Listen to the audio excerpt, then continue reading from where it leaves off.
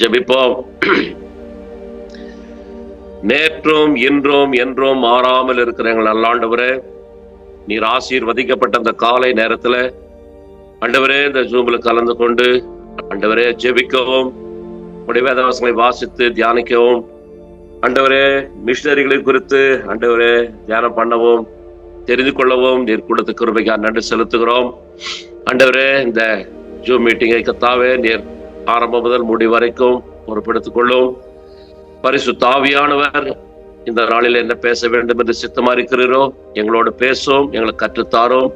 எங்களுடைய ஆவிக்குரிய வாழ்க்கைக்கு அது பிரயோஜனமா இருக்க கிருபை தாரும், ஆசீர்வதியும். இயேசு கிறிஸ்துவின் நாமத்தில் ஜெபிக்கிறோம் நல்ல பிதாவே, ஆமென், ஆமென். கர்த்தருடைய பரிசுத்த நாமத்துக்கு மகிழ்ந்ததாக. இந்த நாளுக்கான வேத பகுதி லூக்கா 16ஆம் அதிகாரம் வசனம் 19 முதல் 31வது வசனம் வரைக்கும். வேத வாசிப்பு நாகும் 1ஆம் அதிகாரம் வசனம் 1 முதல் 3ஆம் அதிகாரம் 19வது வசனம் வரைக்கும். இந்த நாளுக்கான மனப்பாட வசனம் லூக்கா 16ஆம் அதிகாரம் 19வது வசனம். நான் படிக்கிறேன் கேளுங்க. லூக்கா 16ஆம் அதிகாரம் 19வது வசனம். ஐஸ்வர்யமுள்ள ஒரு மனுஷன் இருந்தான். அவன் இரத்தாம்பரமும் விலையேற பெற்ற வஸ்திரமும் தரித்து அனுதினமும் சம்பிரமாய் வாழ்ந்து கொண்டிருந்தான். இங்க ஆண்டவராய் இயேசு கிறிஸ்து ஊழியம் செய்த காலத்துல ஒரு ஐஸ்வர்யமுள்ள ஒரு மனுஷரை குறித்தும் தரித்திரமாய் வாழ்ந்த ஒரு மனுஷனை குறித்தும் இங்க சொன்னதை நாம வாசிக்க பார்க்கலாம். ஐஸ்வர்யம் உள்ள மனுஷன் ரத்தாம்பரமும் விலையேறப்பட்ட வஸ்திரம் தரித்துக் கொண்டு சம்பிரதமாய் ஆடம்பரமாய் செழிப்பாக வாழ்ந்து கொண்டிருந்தான். லாசர் மனுஷன் ஒருத்தனும் தரித்தன் இருந்தான். அவன் இருந்தான், ஒரு வீடு வாசல் இல்லாமல் இருந்தான், சரியாக உணவு இல்லாமல் இருந்தான். அவன் இந்த ஐஸ்வர்யுடைய வாசல் அருகே கிடந்தான். ஏன் ஐஸ்வர்யுடைய வாசல்? அந்த ஐஸ்வர்யுடைய வீட்டுல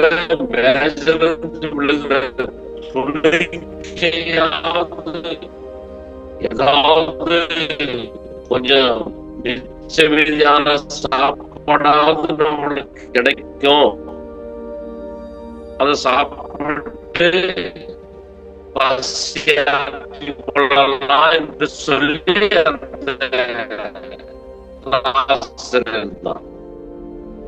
சாப்பிட முடியல. ஏன்னா நாய்களை சாப்பிடாம சீல் அந்த பருக்கு சூழ்நிலை, வயிற்றுல பசி. அது மட்டும் இல்ல, அந்த நாய்கள் நக்கும் போது அந்த புண்ணுகள் எல்லாம் அந்த பருக்கள் எல்லாம் ஒரே எரிச்சல், வலி, வேதனை தாங்க முடியல. கொஞ்ச நாள் கழித்து அந்த தரித்தன் மரித்தான். அதற்கடுத்து கொஞ்ச நாள் கழித்து இந்த ஐஸ்வர்யன் மரித்தான். அவன் பாதாளத்துல போய் இருக்கிறான். இதுதான் அங்க இயேசு கிறிஸ்து சொன்ன ஒரு காரியம். இதுல உயிரோடு இருக்கும்போது ஐஸ்வர்யான் செல்வ செழிப்பாக வாழ்ந்தான். லாசரு வேதனைகளை துக்கங்களை அனுபவித்தான். 2 பேரும் மரித்தார்கள். மரித்த பிற்பாடு என்ன நடக்கின்றதா முக்கியமான ஒரு காரியம். இந்த காலத்துல உலகத்துல அநேகர் மரித்த பிற்பாடு எங்க போகிறோம், என்ன செய்வோம், எப்படி இருப்போம்னு தெரியாம அநேகர் வாழ்ந்து கொண்டிருக்கிறார்கள். ஒரு சிலர் இன்னும் வேற வேற ஜென்மங்கள் இருக்கும், பிறவிகள் இருக்கும், நான் இப்படி பிறப்பேன் அப்படி பிறப்பேன் நினைக்கிறாங்க. அநேக தேவ பிள்ளைகளுக்கு கூட மரித்த பிற்பாடு ஒரு வாழ்வு, ஒரு வாழ்க்கை ஆரம்பமாகும் அப்படின்னு அநேகருக்கு தெரியவில்லை. அநேகர் இந்த உலகத்துல இருக்கும்போது, இந்த சரீரத்தில் இருக்கும்போது தான் எப்படியெல்லாம் இருக்கிறோம், இதான் வாழ்க்கை, அப்படியே இதோட முடிஞ்சு போயிடுச்சு. ஒரு சிலர் கஷ்டங்கள், துன்பங்கள், பிரச்சனைகள், பாடுகள், உபத்திரங்கள் வரும்போது மரித்து போயிட்டோம்னா இதோட முடிஞ்சிடும் அப்படின்னு நினைக்கிறாங்க. ஆனா கிறிஸ்துவ வாழ்க்கையில, கிறிஸ்துவ நம்பிக்கை என்னன்னா, நாம் இந்த உலகத்துல மரித்தால், கண் மூடினால் பரலோக ராஜ்யத்துல கண் திறப்போம், ஆண்டுடைய சமூகத்துக்கு போவோம் என்பதுதான் ஒரு நம்பிக்கை. அங்க நித்திய காலமாக நாம் வாழ்வோம். ஆனா இந்த ஏசாமி சொன்ன இந்த காரியத்துல ஒரு சில காரியங்களை நான் உங்களுக்கு சொல்றேன், கேளுங்க. ஏற்கனவே இன்னொரு லாசரை குறித்து நான் ஒரு நாள் ஜூம் மீட்டிங்ல சொன்னேன். இப்போ இந்த தரித்திரன் லாசரை குறித்து உங்களுக்கு சொல்றேன், கேளுங்க. நாம உலகத்துல எல்லாம் நினைக்கிறாங்க, மனுஷனுடைய சரீரத்தில் இருக்கிற ஐம்புலன்கள், அதாவது கண், வாய், மூக்கு, காது, செவி, மெய், இந்த சரீரம், இந்த சரீரத்துல இந்த கண்ணு பாக்குது, வாய் பேசுது, கால் நடக்குது, காது கேக்குது,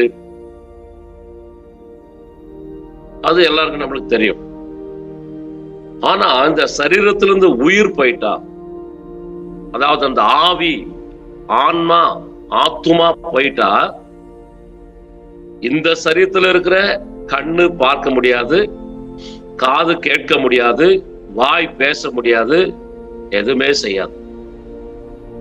அப்ப இந்த சரீரத்துக்குள்ள அந்த ஆவி, ஆண்டவர் கொடுத்த ஆவி, அந்த ஆத்மா இருக்கிற வரைக்கும் தான் இந்த ஐம்புலன்களும் வேலை செய்யும்.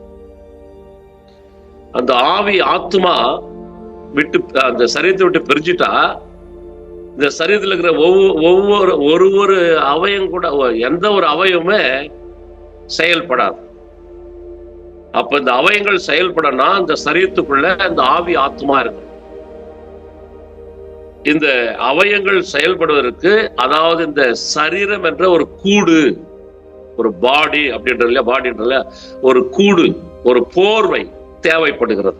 இந்த உலகத்துல நாம் வாழ்வதற்கு ஆவியாகவோ இல்ல ஆவிக்குரிய சரீரத்துல இருக்க முடியாது இந்த உலகத்துல. அதனால இந்த சரீரம், மண்ணினால செய்யப்பட்ட மனிதன், ஒரு மண் கூடு போல ஒரு சரீரத்துல நாம் அங்க வாழ்ந்து கொண்டிருக்கிறோம். இந்த மண்ணான சரீரம் ஒரு நாள் மண்ணுக்கே திரும்பின்னு ஆண்டவர் கட்டளை கொடுத்திருக்கிறார். ஆவி கர்த்தர் கொடுத்தபடினால ஆவி தன்னை கொடுத்த தேவனிடத்திலே திரும்பி போகிறது என்று வேதம் சொல்லுகிறது. ஆனால் இந்த ஆவி, ஆத்மா போன பிற்பாடு ஒரு ஆவிக்குரிய சரீரம் கொடுக்கப்படுகிறது. ஆவிக்கு கூட பார்க்க முடியும், பேச முடியும், வேதனை அனுபவிக்க முடியும், சந்தோஷத்தை அனுபவிக்க முடியும். இப்படி ஆவிக்கு கூட எல்லா காரியம் இருக்குது. அதைத்தான் இந்த சம்பவத்துல நாம படிக்கிறோம். பாருங்க, இந்த ஐஸ்வர்யவான் 23வது வசனத்துல வேதனைப்படுகிறான் பாதாளத்துல. அப்ப அந்த ஆவிக்கு அந்த வேதனை தெரிகிறது. கண்களை ஏறெடுத்து பார்க்கிறான், கண்களால பார்க்க முடிகிறது. தூரத்தில் இருக்கிற ஆபிரகாமை பார்க்கிறான். ஒருவேளை அவன் ஒரு கிறிஸ்துவனா இருந்திருக்கலாம், அதாவது தேவனுடைய பிள்ளையா இருந்திருக்கலாம். ஒரு சிலர் சொல்றாங்க அவனுடைய தேவனுடைய பிள்ளையா இருந்திருக்கான். ஏன்னா ஆபிரகாமை அவன் கண்டுகொள்கிறான். ஆபிரகாம் யாரு அப்படின்னு தெரிஞ்சுக்கிறான். அங்க எத்தனையோ பேர் இருப்பாங்க, அதுல ஆபிரகாமை கண்டுபிடிச்சிடறான்.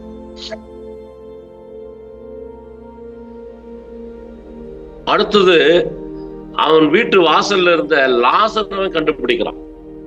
ஆட்களை அடையாளம் கண்டுபிடிக்கிறான். ஏன் அவன் ஒரு கிறிஸ்துவனா இருந்திருக்கலாம், ஒரு தேவனுடைய பிள்ளையா இருந்திருக்கலாம்னு சொன்னா, அந்த 24வது வருஷத்துல அந்த ஐஸ்வர்யான் கூப்பிடுறான், என் தகப்பனாகி ஆபிரகாமேன்னு கூப்பிடுறான். ஏன்னா மற்றவர்கள் ஆபிரகாம அடையாளம் கண்டுபிடிக்கிறது கஷ்டம். அநேகருக்கு வந்து ஆபிரகாமே தெரியாத இருக்கிறது. ஆபிரகாம தகப்பன்னு யாரும் கூட மாட்டாங்க. ஆனா இவன் ஒரு தேவனுடைய பிள்ளை இருந்திருக்கலாம்.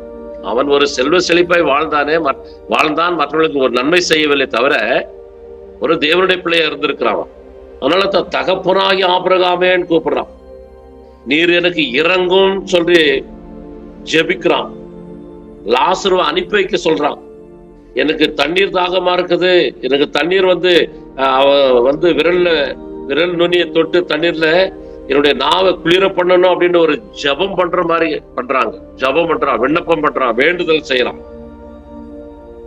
இந்த அக்கினி ஜுவாலையில நான் வேதனைப்படுகிறேன்னு சொல்றான். அப்ப அந்த ஆவிக்கிற சரீரத்துல அந்த ஐஸ்வர்யன் வந்து இவ்வளவு காரியங்களை அங்க செய்யறத நான் பார்க்கணும். கண்ணு பார்க்குது, வாய் பேசுது, சரீர வேதனை அனுபவிக்குது, நாவு ஜெபம் பண்ணுது தண்ணி வேணும்னு சொல்லிட்டு.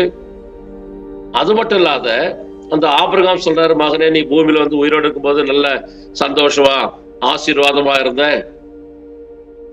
நன்மைகளை அனுபவித்த, இந்த லாசரு தீமைகளை அனுபவித்தான், அதனால நீ வந்து இப்போ வேதனைப்படுற, லாசரு தேற்றப்படுறான்னு சொல்லிட்டு.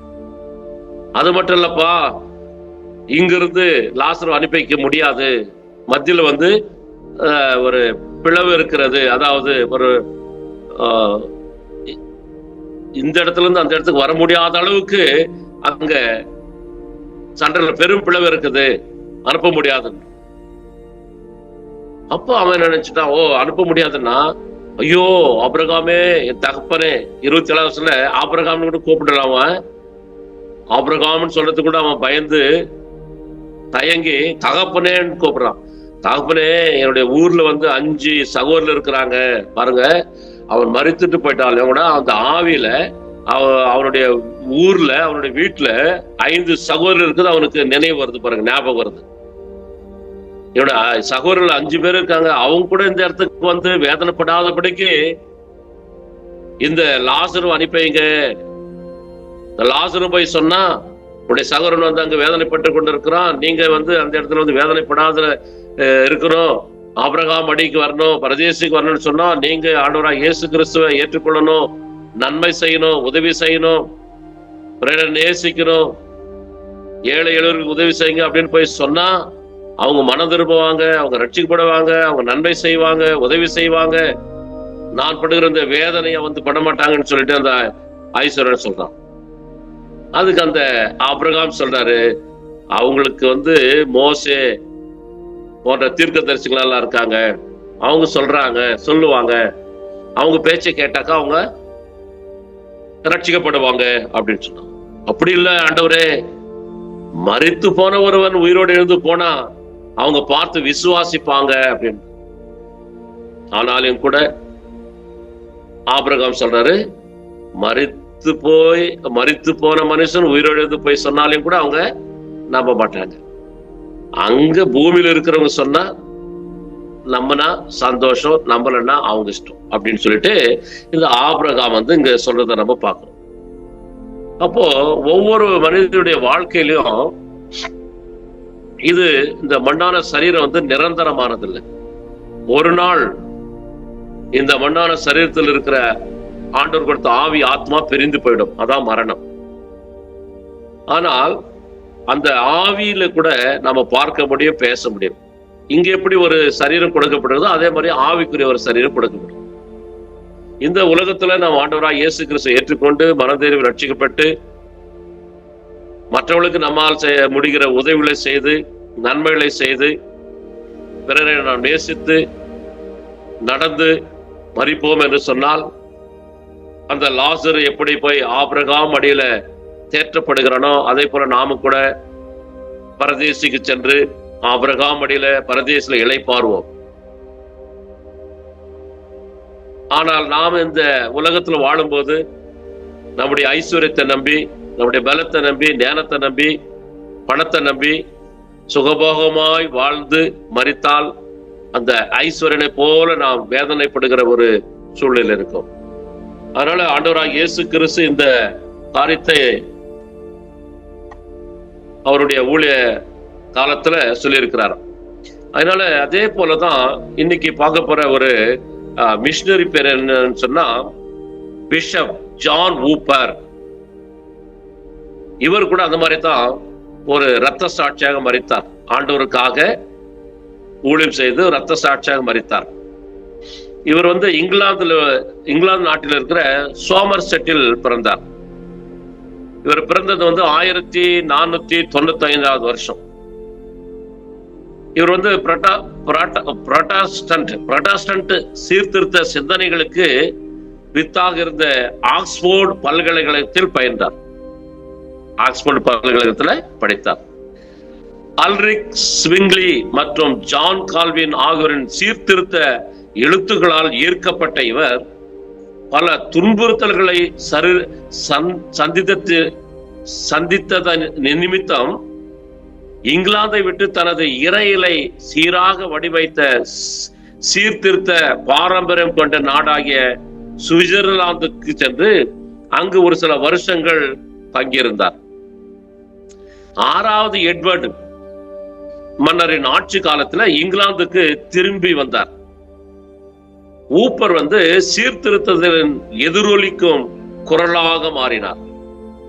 1555 குளோசெஸ்டரின் பிஷப்பாகவும் பின்னாட்களில் வார்செஸ்டரின் பிஷப்பாகவும் நியமிக்கப்பட்டார். இவர் தனிப்பட்ட பரிசுத்தம், ஆராதனையில் எளிமை, வேதாகமம் கூறும் கொள்கைகள் மற்றும் நடைமுறைகளுக்கு திரும்புதல் ஆகியவற்றை பிஷப்பாக இருந்த ஊப்பர் வலியுறுத்தினார். 16வது நூற்றாண்டில் பலத்த துன்புறுத்தலுக்கு மத்தியிலும் ஊப்பரை போன்ற ஊழல் நிறைந்த பிரசங்களை எதிர்த்து வேதாகம் காட்டும் உண்மைகளை புறக்கணிக்க மறுத்த போப்பின் சித்தாந்தங்களை உறுதியாய் எதிர்த்து நின்று அதிகார அழுத்தத்தை மீறி வேதாகமத்துக்கு கீழ்ப்படிய முடிவெடுத்தார். இவர் தம் அசையா விசுவாசம் இவருடைய வாழ்வை ஆபத்துக்குள்ளாக்கியது. மாறான ஒரு சூழலை கொண்டு வந்தது. என்ன நடந்ததுன்னா, அவருடைய அங்கி நெருப்பில் பட்டு எரிவதை பொருட்படுத்தாமல் தாழ்மையாலும் துணிவாலும் உடுத்தப்பட்ட ஊப்பர் ஆவியில் அனலாகி ஜெபித்துக் கொண்டிருக்கும் போது நெருப்பில் எரிந்து உயிரிழந்தார்.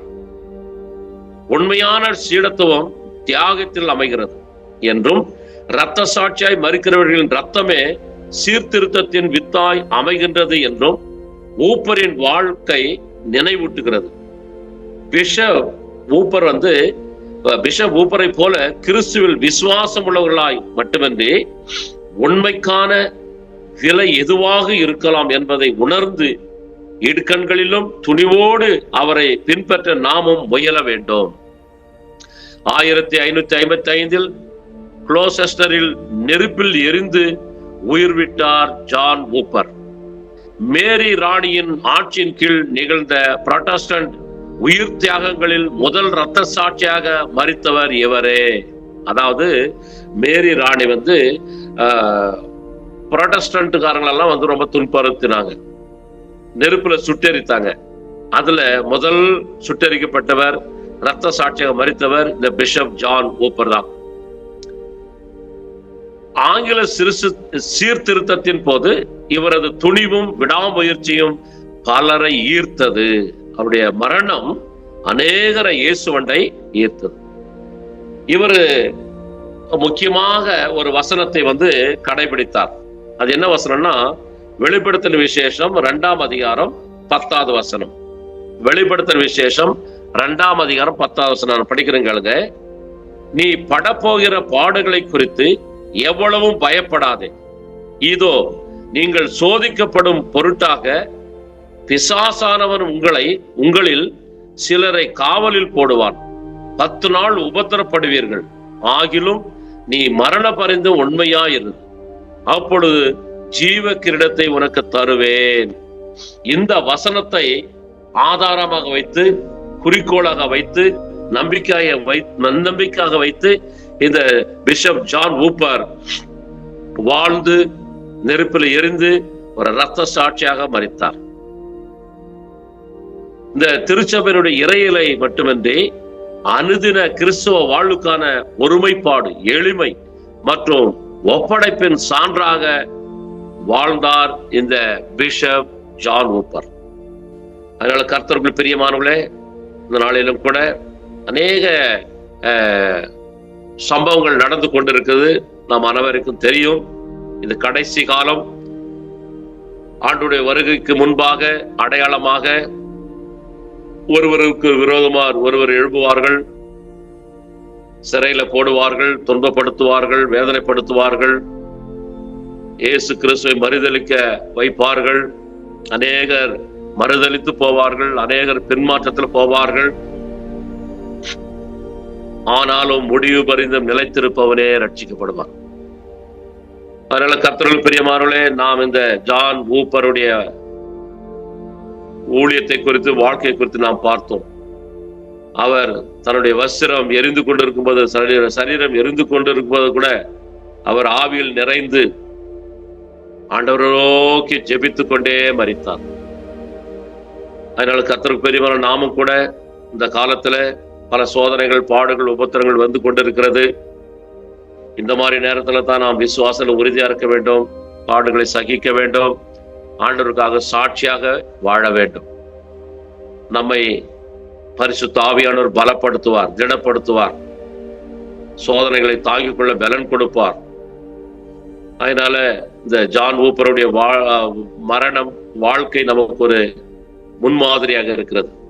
அதனால தான் ஆண்டவராகிய இயேசு கிறிஸ்து கூட இந்த லாசரு, ஐஸ்வர்யன் குறித்து நமக்கு சொல்லியிருக்கிறார், வேதத்தில் எழுதப்பட்டிருக்கிறது. இந்த உலகத்தில் வாழ்கிற காலம் கொஞ்ச காலம், நிரந்தரமான வாழ்வு கிடையாது இது. ஆனால் நிரந்தரமான வாழ்க்கை அந்த நித்திய ராஜ்யத்தில் இருக்குது, ஆண்டவராகிய இயேசு கிறிஸ்துவின் சமூகத்தில் இருக்கிறது. ஆனால் கொஞ்ச காலம் இந்த இடத்துல நாம பாட அனுபவித்தாலும் ஆண்டவருடைய சமூகத்துக்கு போகும்போது நாம காலகாலமாக 1000 ஆண்டுகளாக நித்திய காலமாக அந்த தேவனுடைய ராஜ்யத்துல, நித்திய ராஜ்யத்துல, அசைவில்லாத ராஜ்யத்துல, பரலோக ராஜ்யத்துல நாம தேற்றப்படுவோம், ஆற்றப்படுவோம், அங்க இளைப்பாறுவோம், ஆண்டவரோடு கூட நாம் இருப்போம். அதனால இந்த ஊழிய பாதையில் வருகிற சோதனைகள், போராட்டங்களை நாம் சகித்து கொண்டு, ஆண்டவராகிய இயேசு கிறிஸ்து எவ்வளவு பாடுபட்டார், வேதனைப்பட்டார், சிலுவையில் மரித்தார், ரத்தத்தை சிந்தினார், ஜீவனை கொடுத்தார், அதை நாம முன்மாதிரியாக வைத்து, அது மட்டுமல்ல எபிரேயர் 12:1 போல மேகம் போன்ற திரளான சாட்சிகள் இருக்கிறது வேத புத்தகத்துல. ஆண்டவருக்காக அநேகர் ஊழியங்களை செய்து அநேகர் ரத்த சாட்சிகளை மரித்தார்கள். அப்போஸ்தலர் காலத்துல அநேகர் ரத்த சாட்சிகளை மரித்தார்கள். இந்த நாட்களிலும் கூட அநேகர் ஆண்டவருக்காக பக்தி வைராகிக் கொண்டு ஊழியங்களை செய்து வருகிறார்கள். அதே போல நாமும் கூட வேதத்தை போதிப்பது மட்டுமல்லாமல் வருகிற பாடுகளை சகித்துக் கொண்டு ஆண்டவருக்காக நாம் ஊழியம் செய்யும் போது ஆண்டவர் நம்மோடு கூடந்து ஊழியத்தை நடத்துவார், ஆத்துமகளை ஆதாயம் செய்வார். அந்த ஐஸ்வர்யவான் பாதாளத்துல போய் வேதனைப்படும் போது ஆபிரகாமை நோக்கி வேண்டிக் கொள்கிறான், லாசரு அனுப்பியும் என்னோட சகோதரர்கள் கூட இந்த இடத்துக்கு வரக்கூடாது, அவர்கள் மனம் திரும்ப ரட்சிக்கப்பட வேண்டும் என்று சொல்லி அந்த இடத்துல போய் ஜெபித்தாலும் அந்த ஜெபம் கேட்கப்படவில்லை. அதனால இந்த உலகத்துல தான் நாமோ அழிந்து போற ஆத்துமகளுக்காக ஜெபிக்க வேண்டும். அநேகர் மரித்து போனவர்களுக்காக ஜெபிக்கிறார்கள். அவர்கள் ரட்சிக்கப்படாமல் மரித்து விட்டார்கள், அவர்கள் பரலோகத்துல சேர்த்துக் கொள்ள ஆண்டவரே, அவர்கள் பரலோகத்துக்கு வர வேண்டும் ஆண்டவர்களே ஜெபிக்கிறார்கள். அந்த ஜெபம் எல்லாம் கேட்கப்படாது. அதனால இந்த உலகத்துல உயிரோடு இருக்கும் போதே அவர்கள் மனம் திரும்ப வேண்டும், அவர்கள் ரட்சிக்கப்பட வேண்டும், இயேசுவை ஏற்றுக்கொள்ள வேண்டும் என்று சொல்லி நாம் அவர்களுக்காக ஜெபிக்க வேண்டும், இயேசுவை குறித்து அறிவிக்க வேண்டும். அப்பொழுது அவர்கள் மனம் திரும்ப முடியும், நம்முடைய ஜெபம் கேட்கப்படும், கர்த்தர் அவர்களை ரட்சிப்பார். அதனால என்ன செய்தாலும், அதாவது எப்படி நாம் ஊழியம் செய்தாலும் இந்த உலகத்துல, இந்த பூமியில் இருக்கிற நாட்களில நாம் செய்ய வேண்டும் என்பதுதான் இந்த வேத வசனங்களின் முக்கிய குறிக்கோளாகும். அதனால நாம் ஜெபிப்போம், கர்த்தர் நம்மோடு கொடுத்து ஊழியங்களை நடத்துவாராக, ஆத்துமகளை ஆதாயம் செய்ய உதவி செய்வாராக. ஜெபிக்கலாம். மகா இரக்கமும் கிருபை நிறைந்த நல்ல தகப்பனே, நீர் ஆசீர்வதிக்கப்பட்ட இந்த நல்ல நேரத்துக்காய் நன்றியோடு துதிக்கிறோம், சோத்தரிக்கிறோம். லூக்கா 16ஆம் அதிகாரத்துல ஐஸ்வர்யன் குறித்தும் லாசரு குறித்து எங்களுக்கு வெளிப்படுத்தினீர். ஆண்டவரே, பிஷப் ஜான் ஊப்பரை குறித்து எங்களுக்கு தெரியப்படுத்தினார். ஆண்டவரே சோத்திரம். ஆண்டவரே, பலவீனராய் எங்களை நீர் பலப்படுத்தும். ஆண்டவரே, விசுவாசம் குறைவா இருக்கிற எங்களை விசுவாசத்தை வர்த்திக்க பண்ணும். உமக்கு ஊழியங்களை செய்ய ஆண்டவரே, ஆத்துமங்களை ஆதாயம் பண்ண எங்களுக்கு கிருபை தாரும். ஆண்டவர், இந்த கடைசி நாட்கள் வருகிற பலவிதமான சோதனைகள் போராட்டங்களை சகித்துக் கொண்டு ஊழியங்களை செய்ய ஆத்துமங்களை ஆதாயம் பண்ண உம்மை ஆராதிக்க துதிக்க ஜெபிக்க உடைய நாமத்தை மகிமைப்படுத்த கிருபை தாரும். கர்த்தாவே, கல்வார் திருச்சபை ஊழியங்களை ஆசீர்வதியும். கல்வார் திருச்சபை ஊழியங்களை நடத்துகிற அண்ணனுக்காக, அக்காவுக்காக, ஆண்டவரே, 3 மகன்களுக்காக, 3 மருமகளுக்காக, பேர பிள்ளைகள் 8 பேருக்காக ஜெபிக்கிறோம். ஆண்டவரே, இந்த குடும்பத்தினர் ஆண்டவரே தெரிந்து கொண்டீர். ஆண்டவரே, வழிநடத்தி வருகிறீர், ஆசீர்வதித்து வருகிறீர். அநேகருக்கு ஆண்டவரே உபயோகமாக பயன்படுத்தி வருகிறீர். அநேக ஆத்துமகள் ஆதாயம் பண்ண, ஆத்துமகள் ரட்சிக்கப்பட அநேக ஊழியர்கள் எழும்ப கர்த்தாவே, நீர் அந்த குடும்பத்தினர் தெரிந்து கொண்டு ஆண்டவரே அநேகருக்கு ஆண்டவரை உதவி செய்து வருகிறீர். நன்றி செலுத்துகிறோம். ஆண்டவரே, ஜூமில் கலந்து கொண்ட ஒவ்வொரு தேவ பிள்ளைகளோட குடும்பங்களையும் ஊழியங்களையும் அவருடைய வேலைகளையும் ஆசீர்வதிங்கப்பா. நன்றி. ஹாஸ்டல் பிள்ளைகளை ஆசீர்வதிங்க, வாடகளை ஆசீர்வதிங்க, டிரைவர்களை ஆசீர்வதிங்க, பத்திரமா வானத்தை ஓட்ட உதவிச்சுங்க. கார்டனில் வேலை செய்யறவங்களை ஆசீர்வதிங்க, ஆபீஸ்ல வேலை செய்கிற ஊழியர் செய்யறவங்களை ஆசீர்வதிங்க, ட்ரஸ்ட் மெம்பர்களை ஆசீர்வதிங்க. ஆண்டவரே, கல்வார் திருச்சபையுடைய ஊழியர்களையும் ஊழியர் குடும்பங்களையும் ஆசீர்வதிங்க. விசுவாசி குடும்பங்களை ஆசீர்வதிங்க. மிஷனரி குடும்பங்களை ஆசீர்வதிங்க. பான்சர்களையும் அவருடைய குடும்பங்களை ஆசீர்வதிங்க. நன்றி. இந்த கடைசி காலமா இருக்கிறபடினால உலகத்துல எல்லா ஜனங்களும் மறந்திருப்ப ரட்சிக்கப்பட ஆண்டவரே உடைய ராஜ்யத்துக்கு வர கர்த்தர் உதவி செய்யும். ஆண்டவரே, ஜூமை நடத்துகிற பாஸ்டர் சாலமோனுக்காக, அவருடைய குடும்பத்துக்காக, ஊழியர்களுக்காக ஜெபிக்கிறோம். ஆசீர்வதிங்க. ஆண்டவரே, பாஸ்டர் தேவனேசனுக்காக, அவருடைய மனைவி பிள்ளைகளுக்காக, ஊழியர்களுக்காக ஜெபிக்கிறோம். ஆசீர்வதிங்கப்பா. நன்றி. தொடர்ந்து உம்முடைய கிருபையிடம் கர்த்தர் பெரிய காரியங்களை செய்யும். உம்முடைய நாமொன்றே மகிமைப்படட்டும். எல்லா துதி கன மகிமை உமக்கே செலுத்துகிறோம்.